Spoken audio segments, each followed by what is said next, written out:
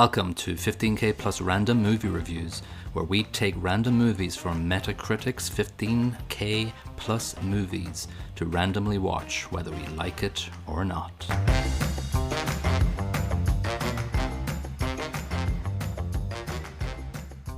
Hello and welcome to episode 32 of 15K Plus Random Movie Reviews. This is Colin. And this is Niall. And this is The Big Lebowski from 1998. It's not, well, I'm sure it is on Metacritic's all-time movie list somewhere. I don't know what number it is. But this was chosen from our listener Rob in Singapore, his top 10. Sadly, we didn't get a movie that we haven't seen before, but going back to The Big Lebowski is obviously always good. I think it was number 3 on his list. I don't think this is sadly here at all. This is a movie that I take no pain in watching several times over. Yeah, and it gets better every time you watch it as well. It really bloody does. And a movie like this that is dear to me, I haven't seen it in 10 years, maybe, but I always fear watching something I haven't seen in a while, and maybe it's age, and maybe something bad that I didn't notice before. Not this movie. Oh, no. It's just gold. Yeah, the whole way through. Yeah, you just notice more subtler things as every time you watch it. Just to note, it's got a Metascore of 71, which is weird, and a user score of 8.5, which is obviously is higher, so normal humans are better than critics again. It runs for 117 minutes. It had a budget of 15 million and made 46.7 million in the box office. Obviously, it's a Coen Brothers movie. This is our second one in our saga through the world of randomness. Obviously, we saw The Lady Killers back in episode 20 something. And yeah, you look at this and you compare it to The Lady Killers. I think the Coen Brothers need to stick with their own writing. Yes, absolutely. There is a gulf of, I'm not going to say incompetence in between these two, but the other one's a competent movie, and that's the best I can say about it. This is just perfection. Like the tone, it just nails it. The casting is amazing. Yeah. Production, sound. Oh, my sweet giddy aunt. So, to nutshell, it is quite hard to... Well, it's not hard to do, but I think the entire podcast probably will be not as good as what the movie is. We're this is probably the highest rated movie we're going to do if the randomness gods aren't happy with us. It's you read up about it, and it's obviously loosely based around a noir movie, The Big Sleep, and there's but with more drugs and stoner. Behavior. Instead of a private dick who is not really interested in taking a case, it's a stoner who's not really interested in taking the case. Yeah. So basically, in a nutshell, you've got the dude, and he is a victim of mistaken identity, to put it generally, and it brings them along in a twisted saga of more sort of twists and turns of people wanting them hurt and people wanting him to do stuff, and him never really understanding why any of that crap is happening. No. And he's got two hapless friends as well who are there along for the ride. Am I wrong? Am I wrong? So I think, to nutshell it is to just say that, basically. Yeah. The start of this movie is the start of Sam Elliott's drawl of a narrator. The narrator, let's put it. The stranger, as he's referred to in the casting. Oh, right. And so he talks over the intro and introduces the dude. The dude. And again, perfect casting. That voice just really sets it. Like, it makes no sense in the context of the movie, but I don't think that really bloody matters. No. Because he's basically a character of a cowboy. Yeah. And he's talking about the dude, and he doesn't really say anything about the dude. And he speaks for 3 minutes, but it's just so nice. Yeah, but he stumbles over himself near the end. He's like, sometimes there's a man. Sometimes the dude is the man. And And then he goes, duh. Shut up, just watch the movie. Yeah. And so there's a tumbleweed going around, and I was trying to think, what is this tumbleweed symbolize? I don't like to infer symbolism. There's a lot of videos out there talking about the philosophy and the secret agenda of the Big Lebowski. I think in essence it's a deep movie, but not philosophically deep. I don't I don't adhere to that. know. My take on the tumbleweed is it reflects the character of the dude who just he goes where the wind blows. He doesn't really resist all that hard, and he doesn't really panic. He just I'm the He just dude. It's goes, just yeah. I abide. The dude abides. Which is interesting, and I'll talk about that later. But yeah, I just want to mention something about those phrases he says. Mm. So obviously, we see him when he comes into frame, right of shot into the aisle to get his milk for the Caucasian.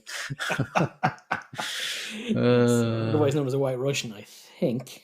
yes, Looks yes. terrible, but I've never drank one. Have you? oh, it's awful. Like any cocktail with milk in it is just a bad idea. Sorry, I half want a to bad try idea it in this though. case.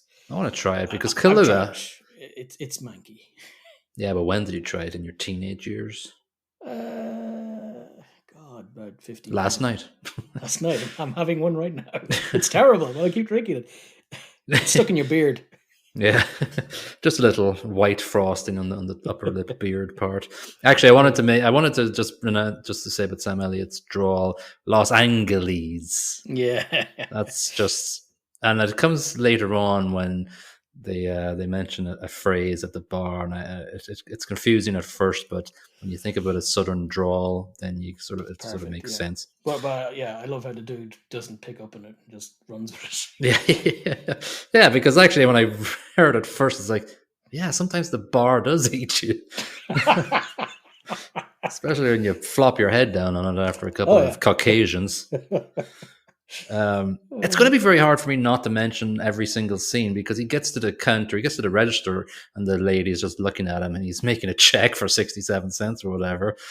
Post dated from a year for this. Yes, So, yeah. yeah, Which is wonderful. And that I figured out by the fact that I think there is a certain president giving out about Iraq in the background, and the date that he signs in the check is a year later after the war in Iraq began. right, and President Bush is there going, "This will not stand. Yeah, which he This lo- will not stand." which he runs with as well several times later in the movie. Yeah, and that's a theme. Like it's you don't want to think of the dude being a dumbass, but he's fed a lot of phrases during the movie that he just takes as his own. Then, Oh yeah, so yeah, it's just something that I don't want it to be like a. Well, it's a kind of a negative. He's a stoner waster yeah, that yeah. that doesn't have an original idea himself because he just, and I don't want to make it sound like I hate him. I love the guy. I love the Oh, character. he's beautiful. And, Yeah. and and the column an idiot would be the service because he figures things out later on in what is quite complex. The situation that's happening around him, he cops it, which is impressive, especially when you're out of your bin. Yeah, because he's just staring. I think he's sitting at the bar later when he actually figures it out. He's like, "God damn," or Yeah, something. yeah, something like that. Yeah, to that Yeah. effect. I think yeah, when he's talking to the daughter of the other Lebowski, he puts two and two together. Yeah. So he makes his way back to his home, and obviously, this movie's kind of surprises with every scene. And so he gets at home, and he sort of just looks around and just gets ran into the by toilet. Treehorn's minions. Yes, yeah. Oh, he spills his White Russian into the toilet, which is Oh, very it's so good though. The milk just splatters everywhere, and it's just a milky mess. And you see it Yeah. later when he's kind of lying on the floor, like the toilet, and the water in the toilet is just a milky grey. It's just Oh, what I love about the scene is he's the dude. Some guys basically just tried to kill him, and he's like, "Dude, no panic, no freaking out." He's like, "Oh, well, why don't we ask the toilet again?" yeah, yeah. And then he's like, they mentioned Bunny, and they go, "Where's the money, Lebowski?" And he's going, "What the hell are you talking What about?" money? Yeah, and then he's like, as Walter says later, the Chinaman pisses on the carpet. You No, can't say that. that's not the preferred nomenclature. Oh, John For, Goodman. Oh my god! And I loved when the guy took the bowling ball out and he goes, "What's this?" And he goes, "You're obviously not a golfer." Like uh, it just starts so strong and continues. yeah, and then it goes straight in then to the bowling intro and the Man in Me by Bob Dylan. Back to our trend of having Yay! Dylan. Yay! Took us 30 more episodes to get back to a Bob Dylan reference.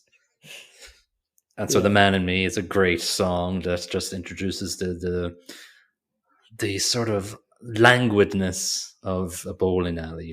Just the sort of there's poetry in motion, and there's I don't know. It's just sort of it's a brilliant scene setting. it is. It kind of the bowling alley is kind of defining the human condition, where there is beauty, but there's also mundane misery as well mixed in, and it's such a nice thing. You have the beauty of perfect shots being hit, and you've Donny banging down pins beautifully, and then misery and mundane conversation and shut up, Donny. Starts. I just love Donnie's cute face when he bowls a Oh, strike. He just smiles, and it's interesting near the end when he bowls his final bowl of the movie. oh He yeah, totters. It it's totters. it's a foreshadowing because he doesn't get them all down. Yeah, and then he kind of just goes back, and he's not happy, and he kind of like shakes his hand in his second final scene of the movie. But we'll get there. Jesus, I hope we get there. This is going to It's take gonna take a forever. while. Okay, so they have this circle discussion, and the dude has obviously told his story about the car. But I just love that they just constantly repeat, "Tied the room together." It really ties the room together. Really ties I the room. know, Am I man. am I I know. am I wrong? And I love that he's telling Walter to shut up and that doesn't matter. And then he's like, but yeah, it does really tie the room together. Yeah, yeah. And how Walter convincing him with that phrase to do something about it. And then they get just like friends, like they go, "What the fuck are you talking about? What the fuck are you talking about?" And then they have this, the dude is saying the Chinaman pissed on the carpet, and then Walter's like going, "I don't think that's the preferred nomenclature. I think it's Asian American." In the And next then, sentence, he goes on about, I'm not Chinaman pissed on your carpet. yeah, he just totally, yeah. Uh, So he gets to the point where he's going, "I'm just going to go to the Big Lebowski and get money for my carpet, man. It really tied the room together." I just love the next scene with Philip Seymour Hoffman as they go oh, along the I different. forgot he was in it. Yeah, He's he's so so good. good. He's Smithers. He is Smithers. He's the live action Smithers. He's perfect. Oh my god, there's so many things in this little walk along the frames of things of memorabilia of the Big Lebowski. Mm. It's just he sees a photo of him in the photo with Nancy Reagan, and his exact phrasing is, "Oh, he's handicapped," and Philip Seymour Hoffman goes, "Oh, he's what did he say? He's disabled. He's disabled." And then he goes to the picture of all the charity children, and he goes, "They're Mr. Lebowski's children." You no He problem with goes, race then, huh? yeah, he's going, "Oh, different mothers. Huh? Oh, no, no, no, no, no. They're not really his children." And then he's touching the thing, and he's just going, "Please, please don't touch that." And he touches it like two other times, and you can see Philip Seymour Hoffman's face just He reacting. wants to do something, but he can't because he's too polite. Yeah, I love the way it ends off, where he's just looking in the mirror with the Time Yeah. magazine, and it's just like, are you the Lebowski of the year or something? He definitely isn't. No, Basically, no, no. he is of the movie, but he's not of the. He'll always be our Lebowski of the year. Yeah, he will be. He meets Mr. Lebowski. He wheels in at 80 miles per hour in his wheelchair, and he just Yes. basically hates bums. He just bums will always lose, and Yeah. He takes major exception to the dude asking for his carpet replaced because of a misunderstanding or a misidentification of the Lebowski. He is the wrong Lebowski, but the other Lebowski's an a-hole.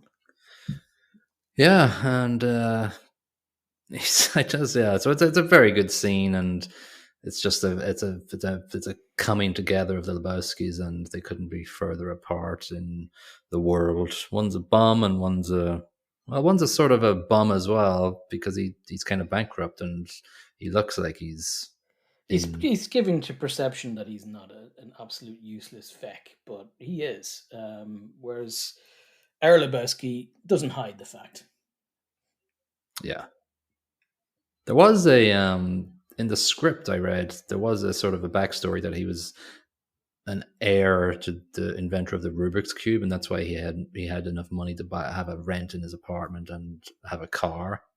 Because there's no real explanation of how he survives and buys all the alcohol for his White He Russians. did mention something about a job later on in the movie to Maud, Oh, he who had did. a Oh, music yeah. career, Yes. but it's never Yeah. really got into in any detail, so I don't know if that means anything or Yeah. that's just BS. He's a roadie for Metallica. Yeah. Uh, yeah. So obviously he says, "Get out, you bum," or whatever. So You'll yeah, never win. yeah. And then he goes to Hoffman. Yeah, he told me to take any rug in the house. Which is uh, beautiful. And uh, as they're going out, he walks past a young mhm. Tara Reid, which I was like, wait a second, that's the Yeah. girl from Sharknado, American Pie. Yeah. American Pie. Yeah, yeah. And then in the pool beneath is a certain Peter Stormer, the nihilist, The having a nice Nihilist. little snooze in the pool. Yeah. Yeah. He turns up later. Yeah. And so I think one of Seymour Hoffman has another massive reaction here when Oh, Bunny proposes something for money to the well, dude, and he goes, you "Oh, offer $1,000, and yes, Philip's like, isn't she just a cad? oh, we love her." Anyway, let's get you out of here. So we go back to the bowling alley for another massive scene with Walter coming in with a little dog, and Oh he, yes, Smokey, poor Smokey. Oh, no, that's his name, right? That the guy. Smokey's the character's name. Yeah, Yeah, yeah. He's like, stepped over the line, Smokey. Markers have a zero. yeah. Yeah, And things it's get out of hand here for poor Smokey. yeah, it's the big But I memeable. didn't go across the line, Walter. And if you actually stop it, he doesn't. He doesn't actually cross the line. Walter's a fucking mentalist. He is not exactly the most tempered of characters. Yeah, so he takes out his gun, and I love the way that he's pointing the gun at Smokey, and then the dude like is giving him the marker, and Smokey can't reach out to it. If you look, and he guides his hand to reach the marker because Smokey's looking at the gun. It's just a little thing I recognize happens, and obviously he said, "Am I wrong? No, you're just an asshole." That's a kind of a team though with Walter. He's sometimes right, but quite often he's just an asshole in his approach. Yeah, yeah. So yeah, he goes back to the goes back to his house in the meantime, and there's a lot of answer machine messages. Obviously, God, what is Philip Seymour Hoffman's character's name? I can't even remember now. I can't get I'm past just gonna call him. the name Smithers. I'm gonna just call him Hoffman. Anyway, there's messages going, "Yo, we need you. We want you to come back." And it's like just one scene that pops up as his landlord comes up looking for the Oh, money. He goes, "I'm doing a recital of my dance thing." He's such a weird character, Coen-esque character. he's almost like a Napoleon Dynamite type character, Yeah, yeah, yeah, he is actually. especially when the dance scene happens. That is the Napoleon Dynamite Yeah, through and through there. Yeah. completely. Yeah, So he goes to the Big Lebowski's mansion, and there's the fireside scene, obviously, and yeah, some he's like, terrible news. Terrible news. yeah. So he's like, yeah, I'll give you 10 grand or whatever if you do a bit of Yeah, and he gives him the courier job to carry the money to the. I don't know if we mentioned it. We haven't said the word kidnappers yet, but somebody's kidnapped Bonnie, so he's going to get bunny. 20 grand. Sorry, Bunny, yeah, and 20 grand to carry the cash, deliver it. Yeah, And he's like, okay, but why me? And Well, you might be able to identify the carpet pissers, which is yeah, it's fair enough. Yeah, yeah. And so we get that. And the next scene is obviously another bowling scene where we introduce Jesus or Jesus, played by Purple John Jesus, Turturro. Yeah, sex so good, offender. so good. 8-year-olds, 8-year-olds. Yeah, 8-year-olds, dude. But for one scene that he's in, or there's two scenes that he's in, he made it his own. Actually, I read today that John Turturro was the guy who said, I'll make my own." He brought the hairnet, he brought the purple Did outfit. he? He did, yeah. He made it his own, which Nice, yeah, nice. it was good. I imagine that just came out of his wardrobe. Yeah, yeah, Similar, yeah, actually. While we're at the wardrobe stuff, Jeff Bridges, you know where he got all the clothes. yeah. His wardrobe. Which I only found that out today, and it is the most beautiful fact I've ever heard. He's like, Well, okay, I'll just turn up in my normal clothes. Well, yeah, sort of like it even goes deeper than that because he wears at one point the baseball, the Japanese baseball T-shirt Yeah, that he yeah. wears a lot. He actually wore that in the Fisher King and Cold Feet, and it's a T-shirt Oh, of I a missed that. yeah, it's a Wow. T-shirt of a Japanese baseball player called Kaoru Beto, and he played for the Osaka Tigers, and I actually have seen the Osaka Tigers play. Just a little Get the funk out of yeah, town. and he actually had a career average of 302, which actually is quite good. So yeah. Yeah, I would not know. Yeah. So that's just a nice little, yeah, that goes to prove that that T-shirt and all the outfits are Jeff Bridges. Mm. Yeah. Oh yeah. So on John Turturro, I don't know if you knew this, but the Coen Brothers gave him the green light. Whenever you want to make a movie of Jesus, go ahead and do it. And in 2020, he did. He released a movie called The Jesus Rolls in 2020, and it was widely panned. Oh, really? I watched the trailer for it today, and it was just, what the Who hell? directed? He did. He wrote it and directed it. John Oh, okay. Turturro. Okay. As long Yeah. as it wasn't another Coen Brothers disaster. No, like Christopher Walken is in it, and Bloody Susan hell. Sarandon. Got a bunch of people in it, but the trailer is terrible. Even the trailer is terrible because you don't have that juicy, rich dialogue that he has. That they totally hams up in the scenes that he has, and he has lots of long dialogues in the trailer. It's like that's not how Jesus sounded in the Big Lebowski.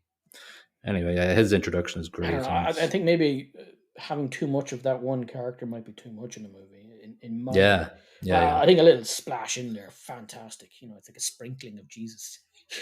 yeah, Uh, love it, absolutely love it, and the way he's dressed and how just wrong everything about him is beautiful. yeah. And the fact that the Gypsy Kings are playing as he's Oh. rubbing his ball is just a beautiful thing. 8-year-olds, dude. 8-year-olds. um, in between all of this, they're having this conversation about he's got a beeper now, and Mm. Walter brings up Leninism, and Donnie's just going, "I'm the walrus. I'm the walrus." Another of my favorite seasons. It's just Oh my god. Donnie just picking up every now and then he hits a word and he sticks to it. And Yeah. beautiful. Poor Wani. Poor Donnie. Donnie. I love the fact in the next scene that he's on the floor of his apartment listening to his Walkman to bowling sounds of a tournament or something. It's just Psyching himself up for the tournament, man. yeah, and you can see it. You can see it. You can hear just the clanking of And the every time he pins. hears a clank, his lips just go up at the side a little bit. He's like, oh, that's nice. And it's interesting as well that you never see him bowl in the movie, but I think that reflects just his Not stoner. entirely true. There's one piece where he's teaching a young Maud to, Well, yeah, as she's dressed as a Valkyrie. in a dream sequence, it doesn't count. And one of my favorite dream sequence in any movie of all time, with an amazing song choice. Well, that's this dream montage, right? When he's Oh no, I think this montage is which a one was shorter this? one. The one where he's teaching Maud to bowl is the Johnny Treehorn drugging him one. Oh, right, yeah. This one's just him flying through the sky, right? Yeah, With a she bowling ball. snots him one. Yeah, Sorry, yeah, Maud yeah. snots him one. He just opened his eyes for about a quarter of a second. He gets slapped or decked. Yeah, this is a very short little flying carpet trip with a little bit of bowling that drags him down into the ground. Yeah, yeah. And so yeah, she took the carpet bag Maud, who is the Big Lebowski's daughter, right? Yeah, yeah. Yeah, yeah, yeah. Just I The couldn't remember so-called for a Rich second. Lebowski, but Yeah. then he's So not he rich wakes anymore. up and goes, "Oh man." Yeah, yeah. Yeah.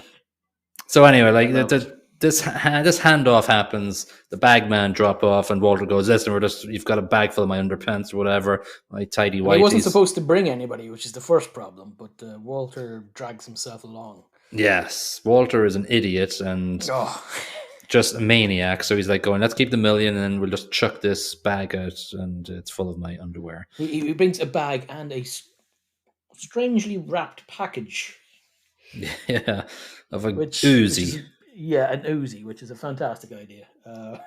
Yeah, so they get to the bridge, they throw it off. Well, Walter throws it off. Then he jumps out of the car. The Uzi goes off, fucks up the car tires, and the dude crashes Yeah, into and a tree. And the kidnappers leg it the because kidnappers somebody leg it. started shooting an Uzi. I would Yeah, leg it too. and then it's like after all that, Walter goes, "Let's go bowling." Yeah, Dude, you just killed her. Yeah, let's go bowling. yeah, It's not really a kidnapping anyway. yeah. So then they're He's all right. like, yeah. So they're all like sort of going. They're at the bowling alley. Then they're like, they're going to kill the woman. And he's like, no, man, they're not going to kill her. These guys are amateurs. Amateurs. She Amateurs. probably kidnapped herself. Yeah. Amateurs, man. So it's the first time we hear Walter going, I don't do anything on Saturday, it's Shabazz. I fucking love You're not that. even a Jew, man. He starts really worked up about it as well. He just keeps saying it over. And, I read it. Yeah, I read a theory today that he isn't anything that he says he is. He was never a Nam. He's not a Jew, and he's just mental, basically. Well, the Lebowski kind of confirms that he married a Jewish lady, which kind of makes him Jewish. You know, he converted. Mm. So that might be true-ish. But yeah, Nam, I'm not so sure he was in Nam. No, he certainly likes to bring it up. Although now he and does again. F up some nihilists near the end. Yeah, he's pretty good. Well, but he only uses a bowling ball, and he's good at bowling, obviously. So he just cracks him in the chest, in the sternum. Flea gets one right in the sternum, all right. Yeah. They come out of the bowling alley, and the car's gone. So he does a police report, and he's there on the phone or something. Yeah, rust colorization. There's Yeah, a I got rug. some business documents in my briefcase. Yeah, oh, he's not on the phone. They're actually the cops are in his The house, apartment. yeah. Yeah, And he's he's like, like, yeah, business documents. And the cop's like, oh, so what do you work at? Business. I'm unemployed. Business documents. they also stole my rug, and then Maud calls and goes, "Yeah, I got. Sorry about your rug." And then the Oh, cop that's is right. going, "Oh, Oh, well, you got the nice. rug That's back." half job done already. Yeah, yeah. Those are sort of like a little kind of callback to the Fargo type policemen. They're Yeah, sort of yeah. just like simple but kind of nice. Um, yeah. What else? We're on to now. We're meeting Maud, right? We met Maud. Yeah, we've met We're Maud meeting and Maud. She swings through the air naked, and she's very seductive and eerie and interesting. a bit of a lunatic as well. But you know, it's I suppose that comes with being daughter of the Yeah, Big Lebowski. She keeps saying the word vaginal and vagina over and over again. she's very Do interested you in that. find the female form intimidating? Vagina. No, man. So she's like going, all right, you get the money back from Bunny and I'll give you 10%. And he's like getting deep into the weeds now. Yeah, things are getting complicated. Yeah. And you know, in Maud's studio, I read this today, I didn't actually cop it. There's a painting of scissors on red background, and that's mirrored later on when the Oh, there nihilists are is. in So the his nihilists are dream. coming at him with scissors. Yeah. So that's sort of Such a something great that, scene later on. Yeah. yeah, because that's his big whacked out dream montage later, right? Yeah. Yeah. Uh, yeah. So, oh yeah. So she's coming back. He's coming back from there with with the white Russian in his hand, and he gets out of one car and gets bundled into the next car. It's never ending. And meanwhile, there's a VW Oh yeah, Beetle following. He's looking at that, and he's like, huh? Then he gets bundled. He's like, oh, yeah. okay. It's another There's little. 3 cars involved with Lebowski at this Yeah. point. As I watch the beverage. He So doesn't it's spill a drop. no. And so it's Hoffman and the Big Lebowski in there, and so they're going, "Where's the money?" And he slips up and goes, "Well, we." And they go, "We." He goes, "The royal we." Of course, yeah. There's a lot of Yeah, ins and yeah. outs, and there's a lot of. Yeah, he's just constantly. I watched a trailer today for it, and that entire bit where he's stumbling over everything is nearly half of the trailer. And it's like, this is a bad trailer because it doesn't have any context. It doesn't really show a lot of stuff in it. Anyway, I thought it was a terrible trailer. Anyway, he's like going, listen, you ever thought, man, that she's kidnapped herself, man? So, Two the lads bit, are like, yeah, well, maybe not. And they hand them a parcel with a carefully wrapped and correctly coloured toe. Bunny's toe. So Big Lebowski's guy going, anytime I get any more of these, I'll do it tenfold upon you. So then Yeah. so it And skips to the diner with Walter then, basically. so he was in a good mood because he thought, well, if Maud thinks it's not real, then it's obviously not real. 30 seconds later, here's her toe. Might be real. Yeah. Yeah, so he's in the diner with Walter, and obviously Walter just goes nuts again. And so, actually, in the scene, you see the blue beetle in the background going past the window as well. Completely missed that. Yeah, Dang. it's there. It's one of those Coen things. Yeah, so Walter goes nuts, and he's like, "I'm gonna stay here and Free drink my speech! coffee." Yeah, and he's like, oh, "I'm out of here." And he puts down money to pay, and the Yeah, it's joint. like 20 cents. Yeah, and like a joint comes out as well, and he picks it up as well. I don't know if you Well, saw well, that. obviously you're not going to leave that behind. No. So it cuts down where he's lying in a bath with whale songs playing. Yeah. And then these nihilists come in and led by Flea But, from the Red Hot Chili but Peppers. just before they turn up, his phone goes and he doesn't pick it up, obviously, and it goes to voicemail and he hears the cops going, "We found your car, Mr. Lebowski." Oh yeah.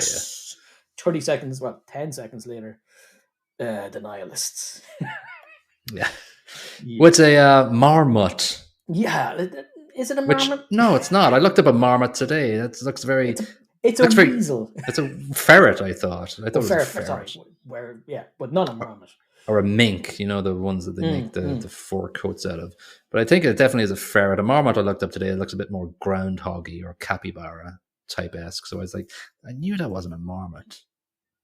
Yeah. I love the way that one of the nihilists turns the light off in the bathroom on the way out.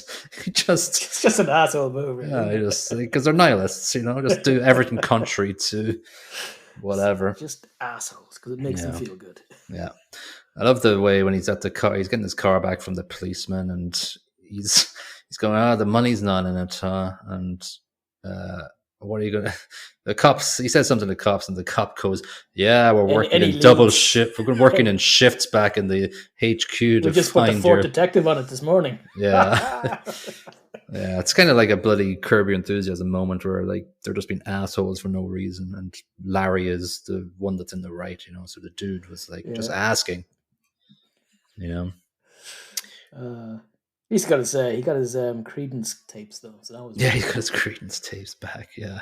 So back at the bowling alley, it's the first. Yeah, he pretty much says, "Fuck the tournament" to Walter, and like that gets Walter's attention at some point. But it's the first meeting of the narrator. Yeah. But what I like in this scene as well is Walter giving out stink about fucking Nazis, and he's like, "No, man, they're not Nazis. They're nihilists." Right. Yeah. He thinks about it for a second. And goes, "Well, at least if they were Nazis, they would have an ethos at least." Okay. Walter's just amazing. But yes, the narrator turns up. Sarsaparilla, perfect cowboy sort of thing. Yeah. So yes, hey, dude, how's it going, dude? Yeah, and the dude's kind of like confused by his turning up almost. It Yeah, is an unusual conversation. it is quite unusual. It's not like negative or anything, but it's sort of like it takes them little bit by surprise, and obviously, so this is when the what did they call it in the cast? The narrator, what is it? The what? The stranger. Stranger. So he's like going, well, sometimes the bear eats you, sometimes Sometimes you you, no, eat the sometimes you eat the bear. bear. Sometimes the bear eats you. Yeah. So Or it it sounds like comes he's across as saying bar. bar. Yeah, it sounds like bar, and I was like, yeah, pretty accurate actually. And but it's Especially when it's a bear bar. in a Yeah. southern drawl. Now, there's some people on the internet that say this also reflects the bar in the Jungian diagram of your brain. So there's one side that's conscious, one side is unconscious, and it's separated by the bar. And so something that people have I think that nabbed might be onto. going a little bit too deep. Well, it's out there. I don't like it. I I like don't like it either. I think no. it's too much. I like the fact that it's because he's southern, and it's the enunciation of it. But I also like the fact that it's bar as well, because I think sometimes the bar, you know, does eat you. Well, yeah, after 20 pints or 40 Yeah, whiskeys, yeah. yeah, Or sorry, Caucasians. yeah. So he gets a call from Maud, and he heads over there, and Maud's giggling friend is the basic running theme of this one. He's just so annoying in Incredibly so. Maud's studio. Picks up the Autobahn LP, which is it's got the Nihilists It's on very, it. very Kraftwerk. Yeah, and obviously, Maud is sort of pressuring the dude to go to the doctor because of his jaw, which has a bit of A tiny bruise, but she insists yeah, on him going to the doctor. yes, she wants to She get him wants something. checked up. Drop your trousers, Mr. Lebowski. Yeah, it's my jaw. Yeah, drop your trousers. Yeah. On the Sorry, way back, shorts. He's wearing shorts because he's the best. oh yeah, of course, because he's the dude. On the way back, he finds a letter from one Larry, little 15-year-old Larry, a letter from his teacher calling him dumb or whatever with his corrected homework. Yeah. Yeah. And then he's like, Yeah, so they go to the landlord dance. Very Napoleon Dynamite scene. And he's like, oh yeah, I found out where this Larry guy lives. He's Arthur Digby Sellers' son. So yes, Larry. See what happens, Larry. Fuck people in the ass. That was a very famous scene where the son Larry is just like the Larry guy. They talk to him, and they're grilling him, and he's holding up the letter. And he doesn't give a. He doesn't. Is this your homework, Larry? Is this your homework, Larry? No flinch, no nothing. Like, nothing. He's pretty nothing. Like he's on the spectrum. He's on the spectrum somewhere. And then halfway through the grilling of him, Walter, of course, has to go. You ever hear of Nam, Larry? Oh, beautiful. Yeah. So obviously that's the famous scene where he goes out and just smashes up the car. See what happens? You fuck somebody in the ass, Larry. Yeah, of course. It's not. It's the neighbor's car. And he really backs down. He's really scared then when the neighbor comes out. He's like, oh, Walter is very cowed by that interaction. He is. I thought he might just hit him in the face or get the hell out of my face. I think at this point he doesn't really know what to do because he's absolutely in the wrong. And he's like, what do I do? Yeah. But anyway, it is kind of out of character because his usual reaction to anything is just shoot it or whack it over the head. Yeah, he's a bit of a reactionary Walter, and he's a live wire and a TNT ready to go off at any second, as we've seen in the entire there is a scene later on though where it gives a little bit more depth to his character, very very near the end. But we can talk about that when we hit it. Yeah, we're getting there, everybody. We're getting there. This will be obviously the longest episode because it's a movie we don't want to skip over anything. So then this Jackie Treehorn character comes in, and actually no. First of all, the dude goes home and the door he nails a plank of wood on the ground. Absolute gobshite. Sticks a chair under the door. The minute he does it, the door opens the other way. Yeah, and in walks the two Treehorn goons. Yeah. The Chinaman. The Chinaman. Come with us. Has a chat with Jackie Treehorn, obviously. Mhm. Where's Bunny? It's I all don't very know. mixed up. There's a lot of ins and outs, he says again. Yeah, it's all very mixed up. He wants to find out the phone call from who Jackie Treehorn took because he wrote something on notepads. He runs over and does the old sketchy. Yeah, That's, rub it that's with pencil rubbing, pencil rubbing. yeah, pencil Oh, rubbing. Todger on a man. Oh, Yeah, interesting. it's just like what the hell. It's like any other movie, and there'd be a clue with a phone number, but no, No, it's no, it's beautiful. It really is beautiful. it's Like yeah, it's so good. it really just takes the normal film noir where the detective's got his Mm. evidence now. No, it's a penis. I can just I can just imagine the Coen Brothers just going through the big sleep and going, let's just really take this out. We take out the evidence and stick in the penis. Exactly. All right, so his day Jackie laced his drink just because he's Yeah, why did he lace his drink? I think because he wants to get him to talk, and if he thinks if he gets him off his head, he'll spill the beans, which he doesn't because he has no beans. No, he's got nothing. So then is the massive dreamscape, and the bowling one and the This is the scene in the movie for me anyway, where I just fall in love with this movie because this scene is just out there, yeah. and the scene defines like the Saddam Hussein bit behind the counter in a bowling alley. Yeah. Defines the time, but that also defines where he is. He's dressed like a TV repairman because he's at a porn place. Yeah. And then everything's about bowling. And then there's Maud. Yeah, So Maud is he's a thing for Maud at this point. Yeah, Maud's like as a Valkyrie or something. Valkyrie, yeah. And then the choice of song. What is the song name now? Oh, god damn it! I just dropped in by Kenny Rogers. Oh yeah, yeah. Great song. Perfect. And I don't like Kenny Rogers, but this is a great song, and it suits the dude to perfection. I just dropped in to see what condition my condition is in. Yeah, just amazing. It's a great sequence, and going down the and it's just his smile, his freaked out smile, his high eyes smile, mad wide, and a fixed smile as he goes upside down a bowling alley, looking up skirts. Yeah, amazing. And it finishes off, and then it gets a bit freaky when the nihilists turn up, all in full body red suits with scissors, with massive man-sized scissors, chasing him. He's like, yeah. So then he's chasing them, and he's chasing police in real life, and he's in the police office the next day, and he's like going, they're treating objects like women, man. I was like, what the hell? Throws the coffee cup on his forehead. The coffee right in the forehead is just... He's like, get the hell out of Malibu. Hate the fucking Eagles, man. And it's just constantly the next scene. I hate the Eagles, man. He gets turfed out of the taxi. And then Bunny drives past his car. Yeah, she's got all the toes. Yeah. All of her toes. I counted them. Yeah.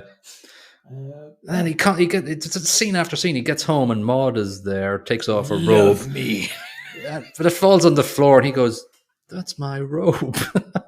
It's just that observation was just ridiculously askew. Yeah, it's just... So yeah, he has a bit of an exposition then in bed with Maud the next day, telling him what he did. Yeah, as you said earlier, he's roadie for Metallica, and she's saying, Big Lebowski, he's got no money, basically, And after their coitus, she's lying in bed with her legs up in the air and hugging them up to her chest. Yeah, and looks at him and goes, what are you doing? Increase his chance of conception. And he's like, White Russian. Yeah. Sorry, Caucasian. White Russian double take. Yeah, spit take. Yeah. But then she informs him, like, no, don't worry about it. It's I chose you because you've no inclination of being there for the kids, so that's what I want. And he's like, oh, cool. Yeah. So then, like, this is the scene where he's like, he puts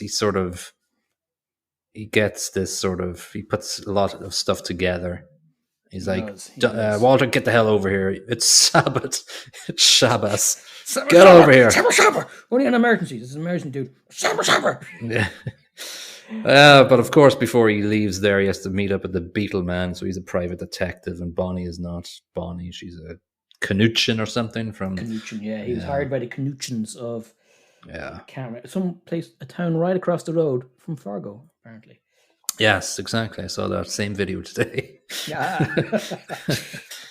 um, yeah, so they. What do they do? They go. They drive up to the Big Lebowski's place to confront him with the new information that they have because they know. Well, Lebowski Yes. knows for a fact he had never any money in the suitcase. So when Walter chucked out his fake suitcase, he was replacing it for another fake suitcase. Right.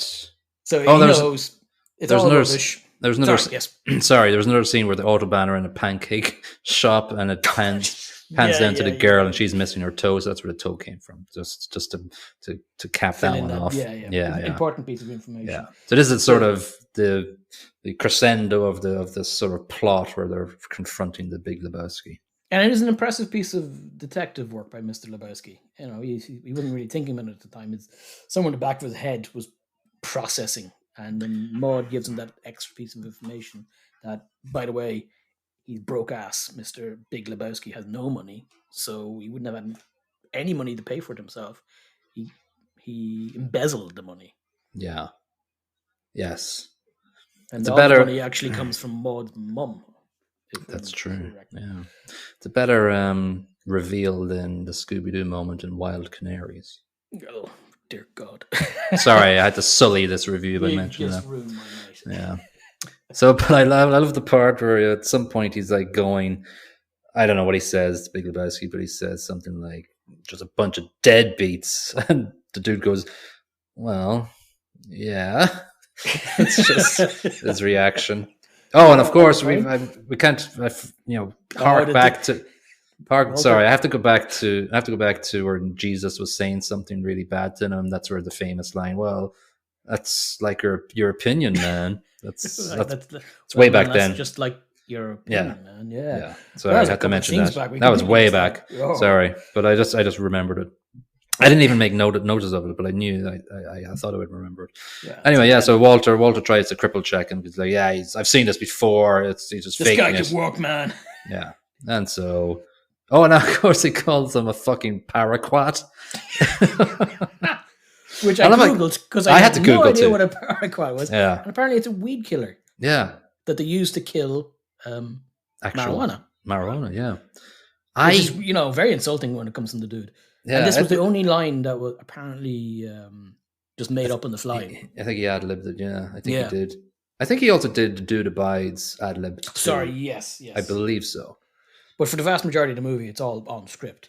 Yeah. Because why would you diverge usually from a Coen Brothers script? I thought that. I was thinking when he says "fucking paraquat" that he's just dumb and he mixes up. He obviously knows about paraquat being a weed cannabis killer, and maybe he thought paraplegic as well or something. I thought, I think it's beautiful. Actually, it is beautiful. Yeah, it's a beautiful piece of ad. It's a great word, isn't it? And it suits that specific moment perfectly. Yeah. So yeah, that's and he's lying down on the ground because Walter tipped him out of the wheelchair, and they leave hastily, crying on the ground. Yeah, crying like a sad old man with no money, no legs. Yeah. So we go back to the bowling alley then, and we see Jesus for the last time bowling, and Walter's there going, he's cracking, man. He's not really. He's just bowling perfectly. Yeah. And so we have this Autobahn nihilist showdown outside, and Walter bowls. They killed my car, man. Yeah, Walter bowls a strike straight into the chest of one of them, and Flea gets it, man.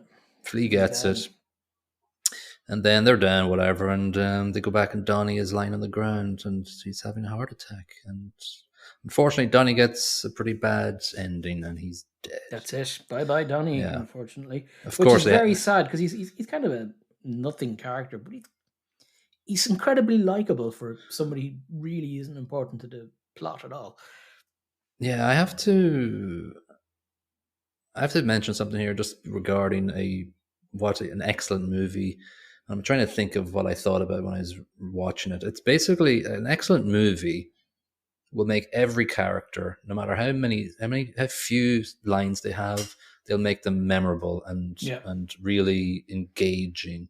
And so this is exactly what every character in this movie is. They are memorable, they are worthwhile, they are essential, and they're key to this movie working as a whole. And so if Well, you think of all the there's no fat in this movie. no. If you think of And all the crap movies we've watched, how many movies have so many lines of dialogue and you still don't know or give a shit about the characters? and that's the important bit. They're giving a shit. Yeah. And every character in this, you kind of care about. Right? It's important to the story, at least. But there's a lot of giving a crap because you like the people because Yeah.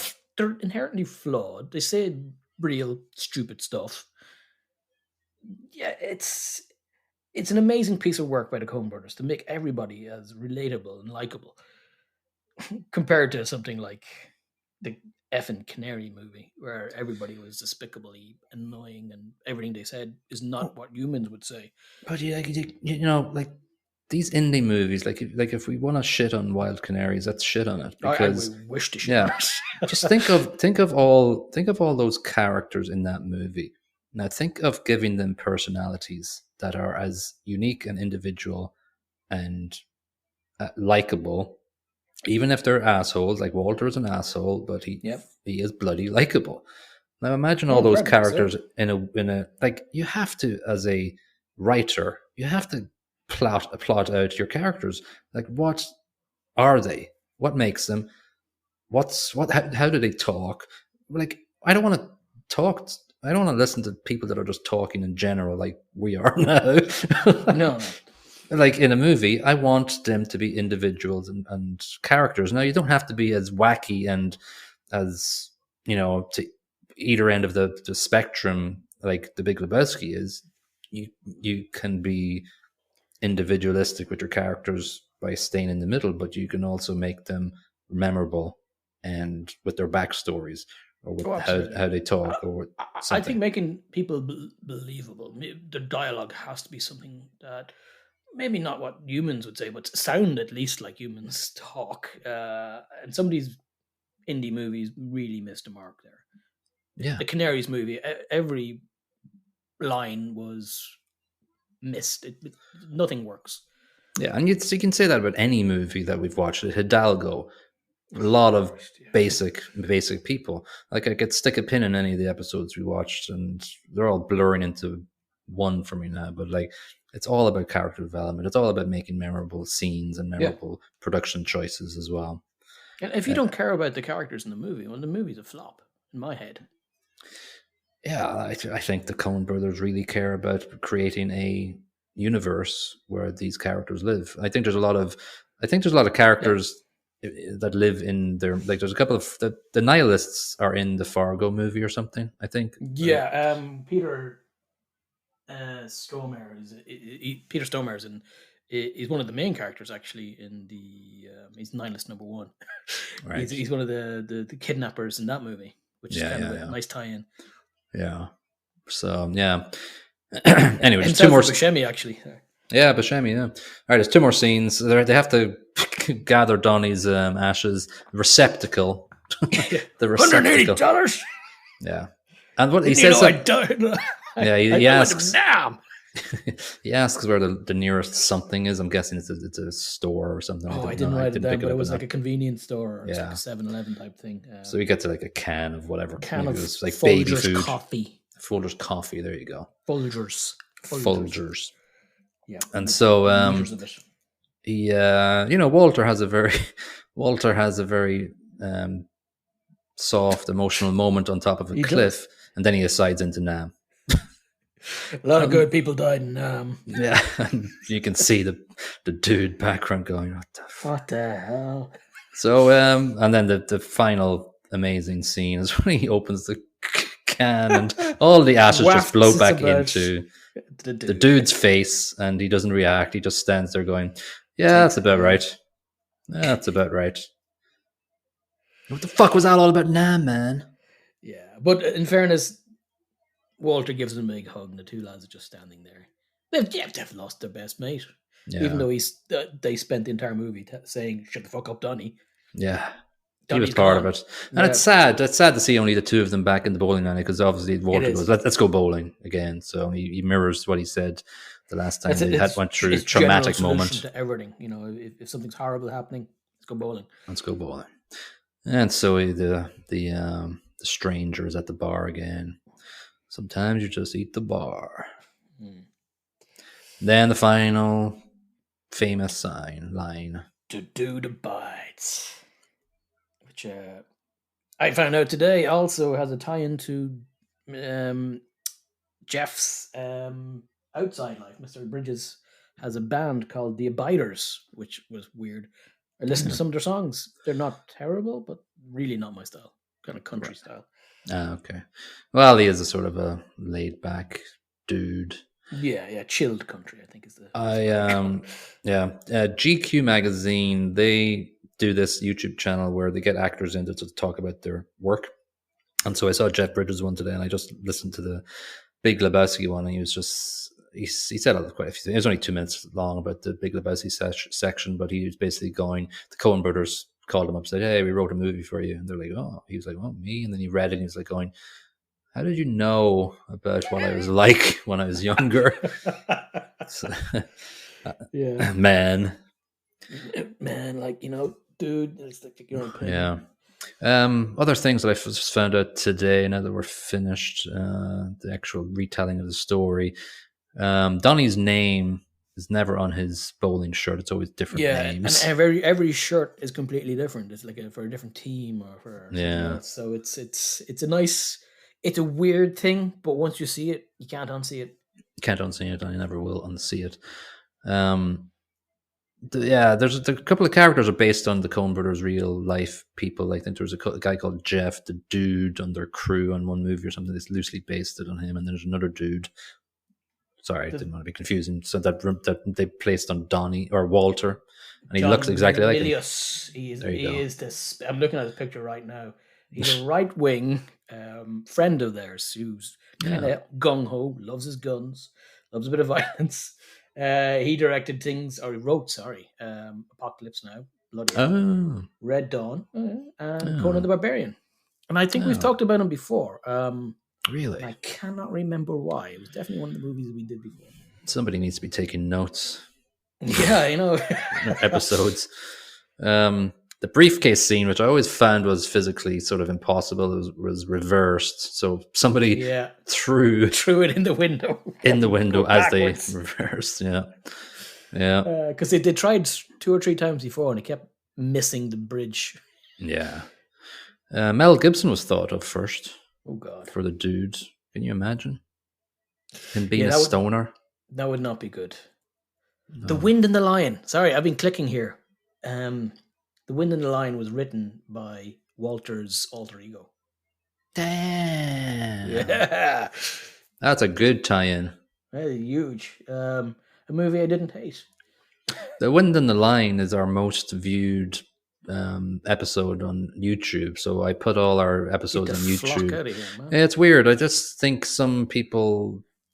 It's not popular. It's like the least popular things, but they have famous people in it. So I think it becomes this algorithmic treasure trove.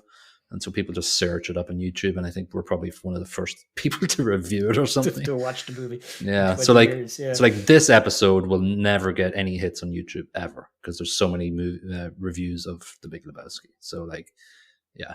This doesn't get lost in the noise because this is one of the biggest cult movies of all time. And, you know, it won't get listened to on Spotify apart from our core group of listeners because when people search it, there'll be 50 to 100 podcasts before us that have done this as well. So just to let you know that. That's until we get an interview with Jeff Bridges or the Coen Brothers. True. Yeah, that's in the pipelines. Are people working on it? Yeah. We've got 5 monkeys furiously tapping away on typewriters just to see if they actually get it was the blast of times. Exactly. Yeah. Ken Fox and TV Guide magazine gave it 30 out of 100 because he's a douche. Well, we need to find Ken Fox and make him dead.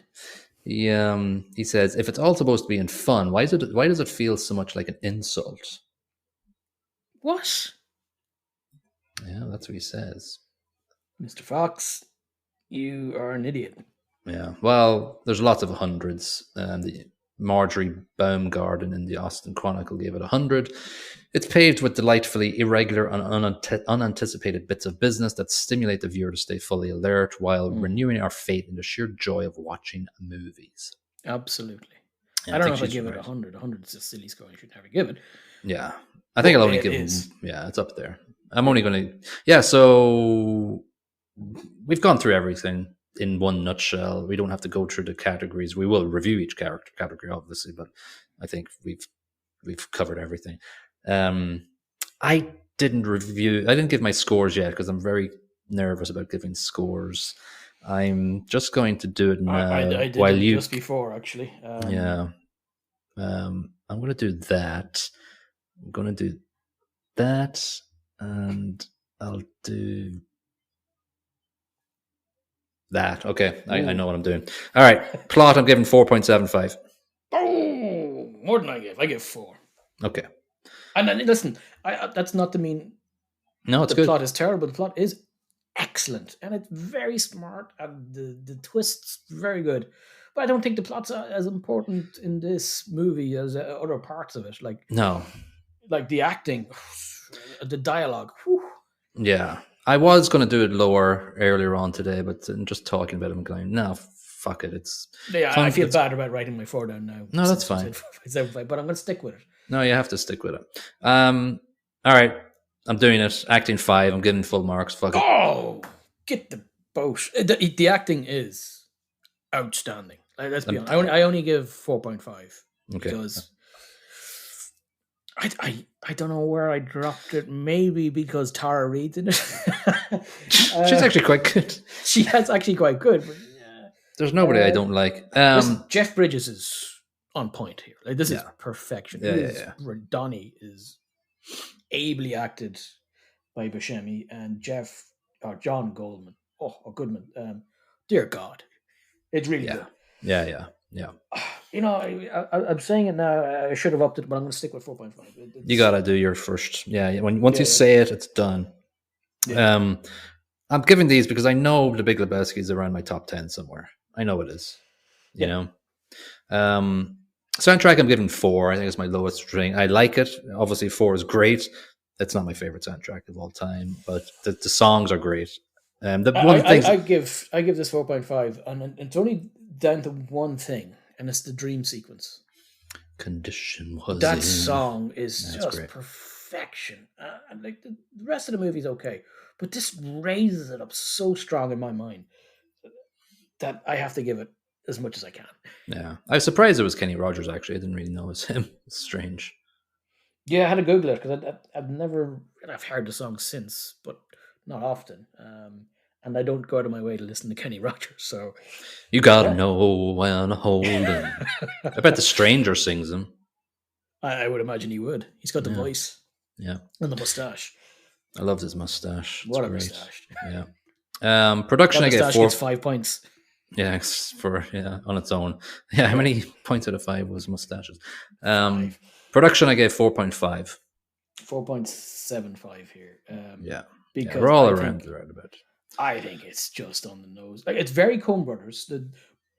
Straight away, it's of a time, but the colors they always choose, it's very Coen Brothers, and how they shoot the scenes, just so good.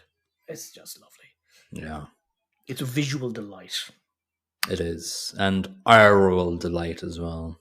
Aural. You had no problem with people cracking knuckles. You had no problem with misplaced footsteps. Absolutely nothing, because he's in slippers all the movie. His slippers. Yeah, exactly. Jeff Bridges' slippers, not Jeff Lebowski's slippers. Yeah. I think it was a movie for the age. It's a